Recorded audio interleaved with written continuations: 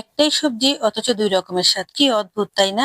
আজকে এমন একটা চমৎকার রেসিপি বানাতে চলেছি যে লাউটাকে পেছনে ফেলে এখন লাউয়ের খোসা নিয়ে টানাটানি করবেন।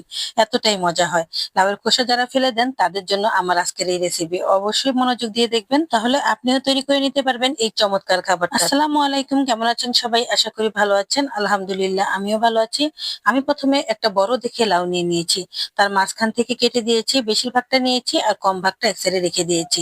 আর তারপর সেই খোসাগুলোকে সুন্দরভাবে গ্রেটার দিয়ে টেনে বা ছুলে নিয়েছি। আর এখন এই খোসাগুলো যখন গোল গোল করে রেখে তারপর গরম পানি দিয়ে দিলাম, দেখেন কত সুন্দরভাবে গোল হয়ে গেছে। তার মধ্যে দিয়ে দিলাম একটু লবণ, দিয়ে কিছুক্ষণ ভিজিয়ে রেখেছি। আর ভিজানোর পর দেখেন খোসাগুলো এমনিতেই গোল গোল হয়ে আছে। এখন আর আমার গোল করতে হবে না। তো যাই হোক, এদিকে আমি নিয়ে নিলাম বেসন আর চালের গুঁড়া। অল্প করে বেসন দিয়েছি, তার সাথে অল্প করে চালের গুঁড়োও দিলাম। আর এবার দিয়ে দিলাম হলুদের গুঁড়া, ধনিয়ার গুঁড়া, জিরার গুঁড়া আর একটু মরিচের গুঁড়ো, আর সাথে স্বাদ মতো লবণ। আর এখন ভালো করে পানি দিয়ে দিয়ে মিক্স করে নিচ্ছি। একদম ঘন একটা ব্যাটার তৈরি করতে হবে, পাতলা ব্যাটার হলে হবে না। এই তো কতটা ঘন তৈরি করেছি দেখেছেন। আর এদিকে লাউয়ের খোসাগুলো একদম সুন্দরভাবে সেট হয়ে আছে। এখন একটা একটা করে আমি এগুলোকে চপস্টিকে ঢুকিয়ে দিচ্ছি। দেখেছেন কত সুন্দরভাবে আলতো করে ঢুকিয়ে দিয়েছি। একদম আলতো করে ঢুকাতে হবে, না হলে কিন্তু ফেটে যাবে অথবা ভেঙে যাবে, তাহলে আর এটা বানানো হবে না। লাউয়ের খোসা সবসময় ভর্তা ভাজি করেই খেয়েছেন, এরকম ভাবে কখনো বানিয়ে খেয়েছেন? আজকে একবার বানিয়ে দেখেন কেমন হয়।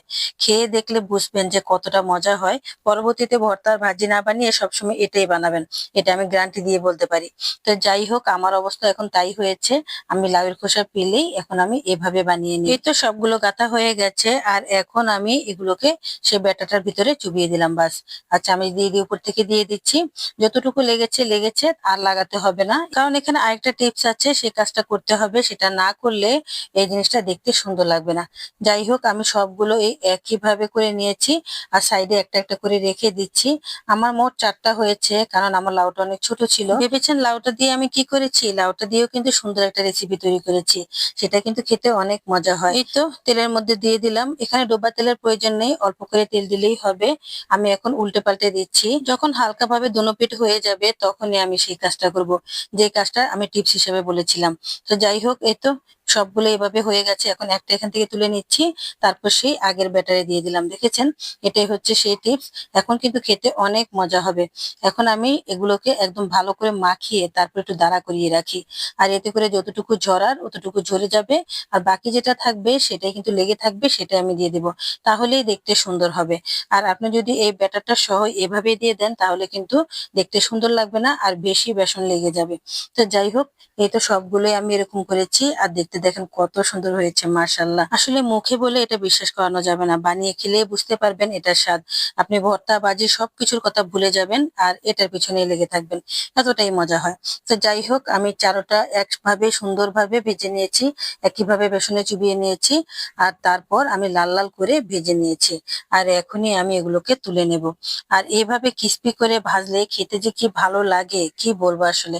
এই তো সবগুলো ভাজা হয়ে গেছে, এখন তুলে নিচ্ছি। দেখেন কালারটা কত সুন্দর এসেছে। আর চালের গুঁড়া দেওয়াতে বেশি ক্রিস্পি হয়ে গেছে, একদম মুচমুচে খেতে। তো যাই হোক, সবগুলো যখন তোলা হয়ে গেছে, এখন আমি ভাত নিয়ে নেব। কারণ এটা ভাতের সাথে খেতে বেশি মজা লাগে। শুধু শুধু খেতেও ভালো লাগে, সস দিয়ে খেতেও ভালো লাগে। আপনি যেভাবে ইচ্ছা সেভাবে খেতে পারেন। আমি অবশ্য দুপুরবেলা বানিয়েছি, তাই ভাতের সাথেই খাবো। তো যাই হোক, এই তো ভাত নিয়ে নিয়েছি। আর এই তো লাউ দিয়ে মুরগি মাংস দিয়ে রান্না করেছি, আর সাথে ডাল দিয়েছি, ছোলার ডাল। আর এই তরকারিটাও কিন্তু ভীষণ মজা হয়েছে। আর এই তো সাথে নিয়ে নিলাম লাউ এর খোসা। দেখেছেন এই লাউ এর খোসাগুলো এখন কেমন হবে বলেন তো? ভাতের সাথে এভাবে খেতে খুবই মজা হবে। আপনি একটু করে ভাত মুখে দিবেন, আর এটা সুন্দরভাবে একটু কামড়ে খেয়ে নিবেন, দেখবেন কত মজা হয়। সাথে যদি একটু কাঁচামরিচ খান তার থেকেও বেশি ভালো লাগবে। বিশ্বাস করবেন না, এটা এতটাই ভালো লেগেছে যে আমি এটা প্রশংসা করে শেষ করতে পারবো না।